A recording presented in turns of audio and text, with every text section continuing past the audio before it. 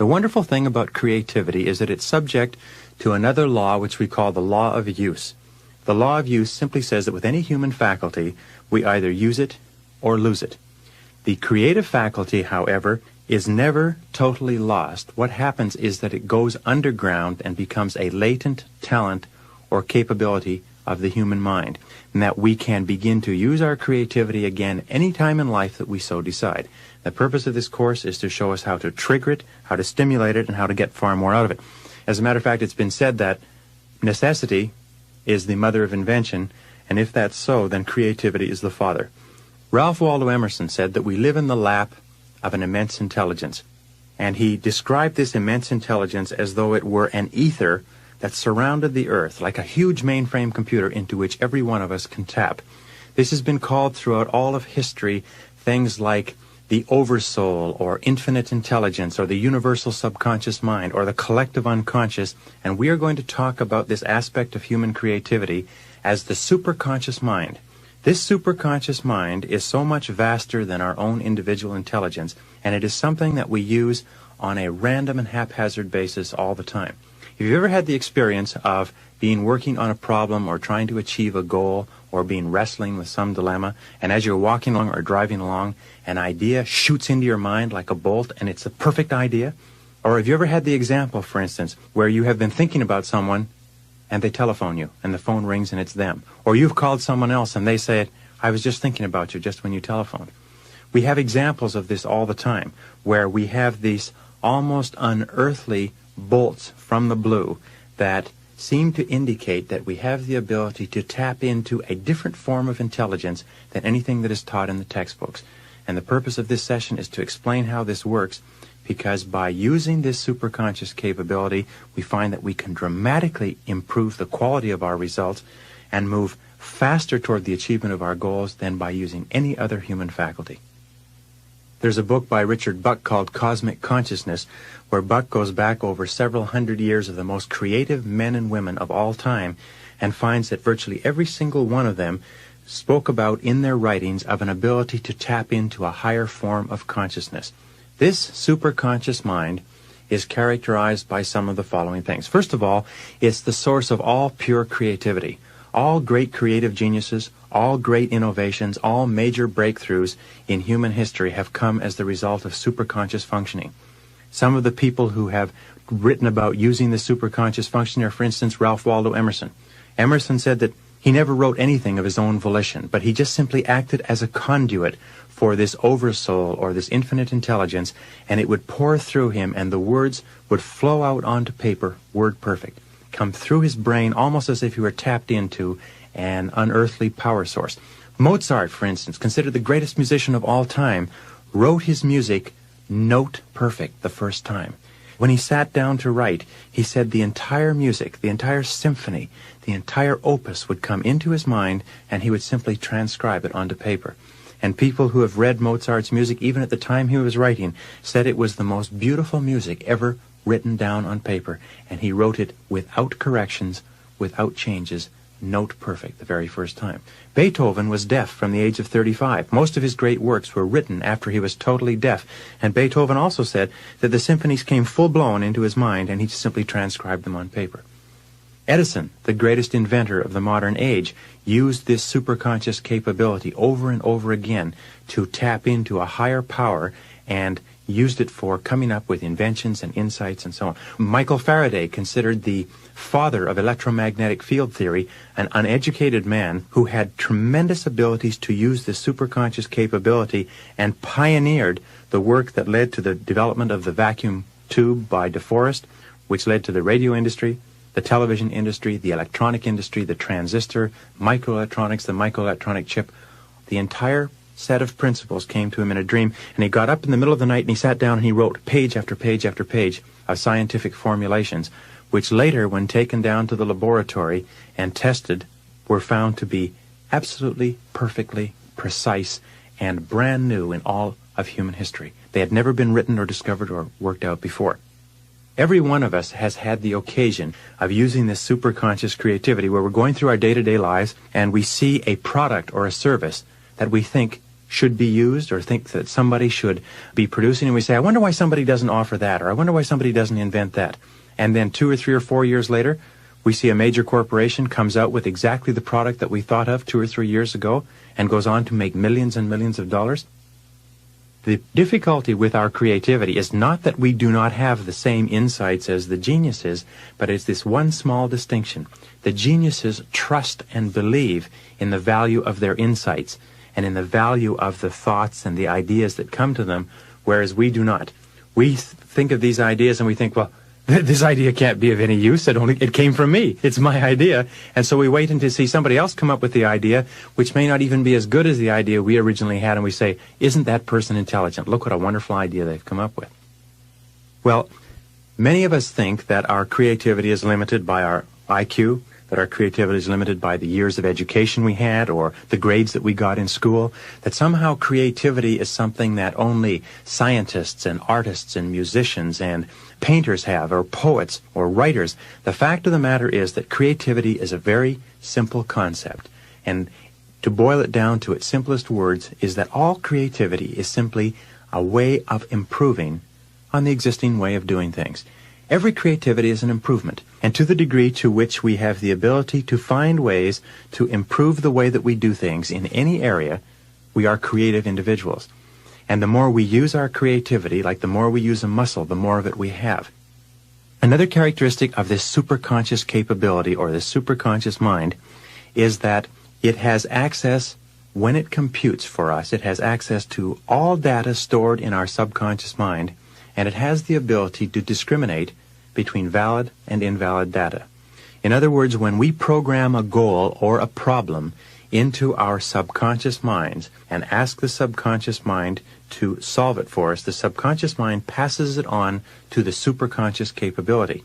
The superconscious capability, when it computes and calculates to solve the problem or give us ideas to help us move toward our goal, has the ability to take all of the data that we have taken in the course of our lifetime and store it in the subconscious mind and sort out from that data what is valid and what is true and discard the rest when it computes. That's why whenever you get an idea, whenever you get one of these flashes that come into your mind that answers a question perfectly, you will find that in every single case the answer is correct in every detail. Another characteristic of this superconscious capability is that it brings us ideas that lie outside of our own individual experience. Often we will get ideas that are totally new and that come totally from outside the experience, the education, the knowledge that we've had in the past. This is why most of the great breakthroughs in science and technology today are coming from small corporations, individuals working in private research laboratories. Very few of the major breakthroughs come from the big companies. The big companies will take the major breakthroughs and develop them and commercialize them, but almost invariably, these major breakthroughs are coming from people sometimes who have not even been in the field before, but they get ideas and insights into doing things in a new or different way that are completely unique and original and that lead to the opening up of entire new industries, or they could give you the ideas that you would need to achieve the goal. Nonetheless, even with the most sophisticated computer and the most intelligent computer operators, there is nothing that they could do if you could not define the problem for them or if you could not clearly tell them what it is that you wanted to accomplish. This is why we talked before about how important it is to have a very clear, specific idea of the goals that we want to accomplish. The superconscious mind is invariably triggered by clarity of definition and by decisiveness. The more decisive and clear we are about what we want to accomplish, what problems we want to resolve, the more rapidly the superconscious capability goes to work to bring the answers into our lives. Another characteristic of the superconscious mind in terms of goal-oriented motivation is that it releases ideas and energy for goal attainment. If ever you've had the experience of working on something that you were really excited about, that you were really emotionally involved in, something that you really wanted, or something that really inspired you, you will remember that at that point you seem to have a continuous flow of ideas and energy. You seem to be bubbling with energy. Sometimes you could go on only 4 or 5 hours sleep a night. Sometimes your mind would just crackle with ideas, and you had this feeling of continuous excitement, like sometimes you could barely sleep. This is an example of superconscious energy.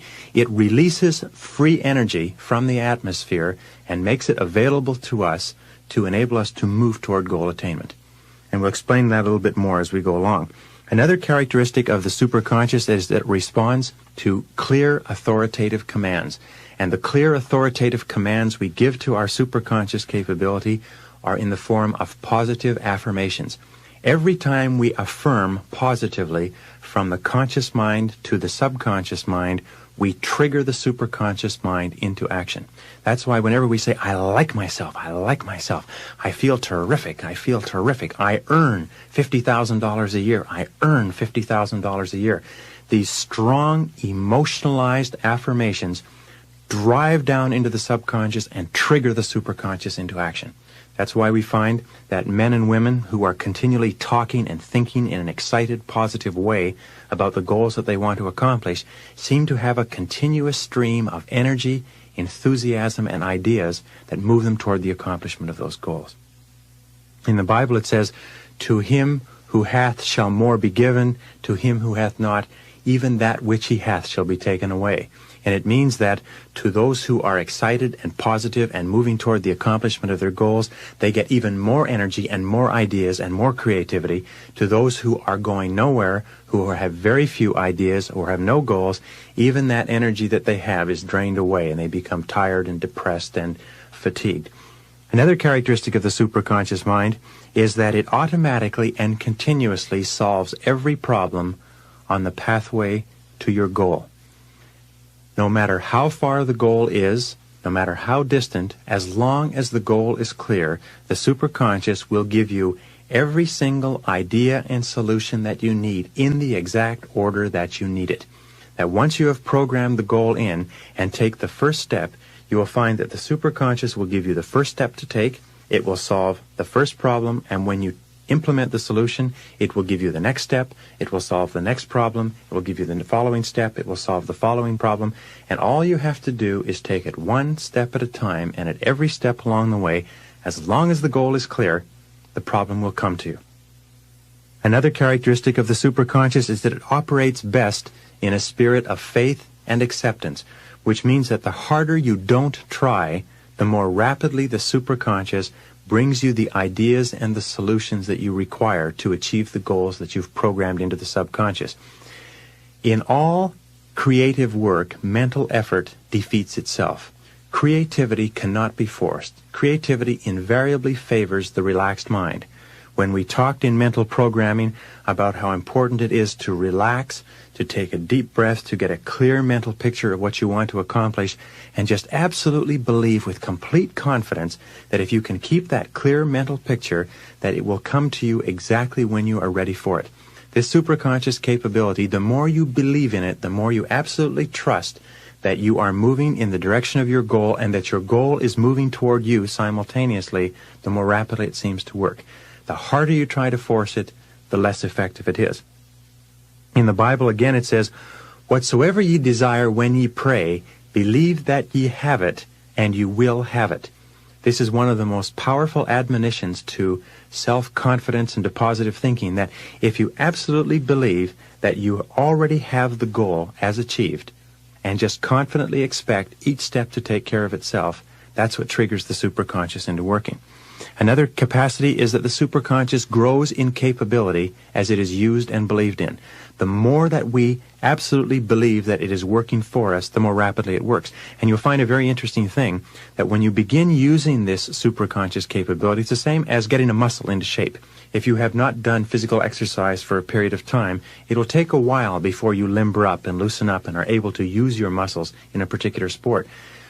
When you have warmed up and when you have gotten yourself into good physical condition, you find that you can play longer, you can engage in the sport for hours without fatigue, that you can do more and more with greater and greater flexibility and adaptability. It's the same way with this superconscious capability.